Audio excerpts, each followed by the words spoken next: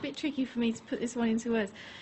But if you see yourself acting in unloving ways to your children, and you apologise to them when you've done it, but you keep repeating the same things. Yes. Can I put to you, I'll let you continue, but can I put to you, if you keep doing that, you are definitely not sorry. So you need to stop saying sorry.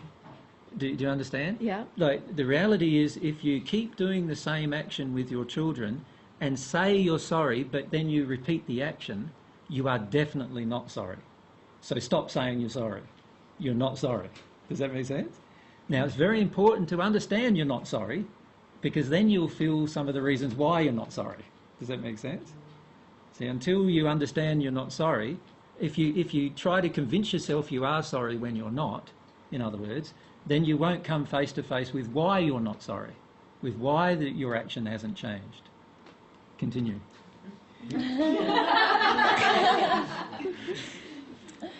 I can't now.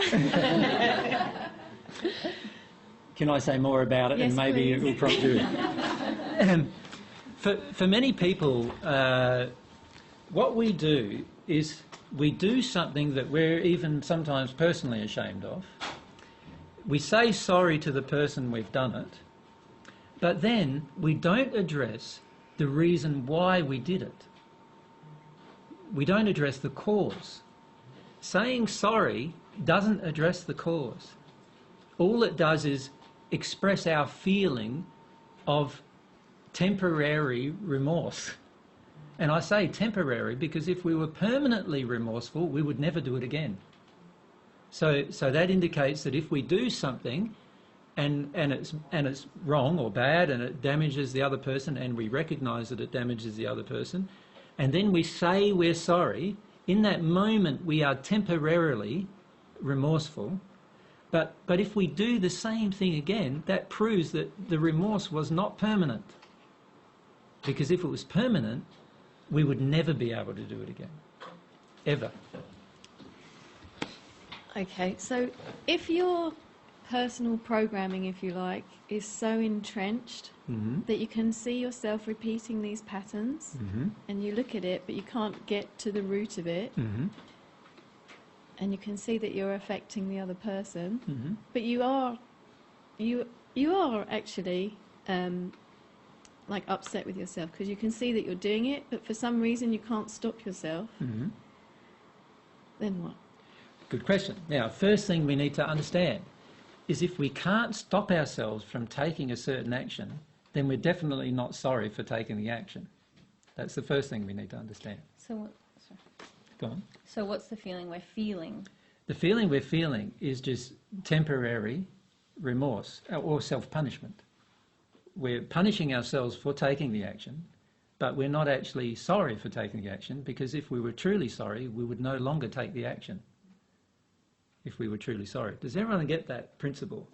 You see, true sorrow inside of yourself would cause you to never be able to take the same action again. So that's the first thing to understand.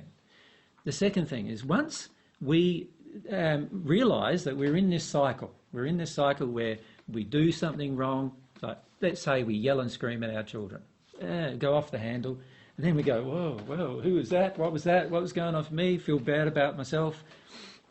Now, feeling bad about yourself does nothing to change the action. Can I point that out too? Feeling bad about yourself actually allows you to take the action again. It's the self-punishment that allows you to take the action again. So in other words, you take the action, punish yourself, there's your punishment. Now you've finished your punishment, now you're free to take the action again.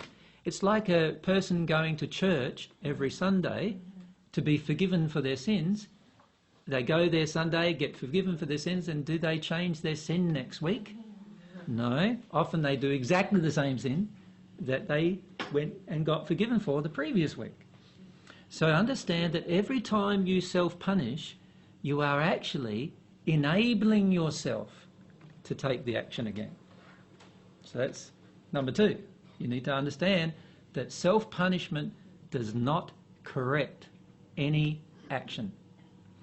Number three, You need to find the cause within yourself that causes you to take the action.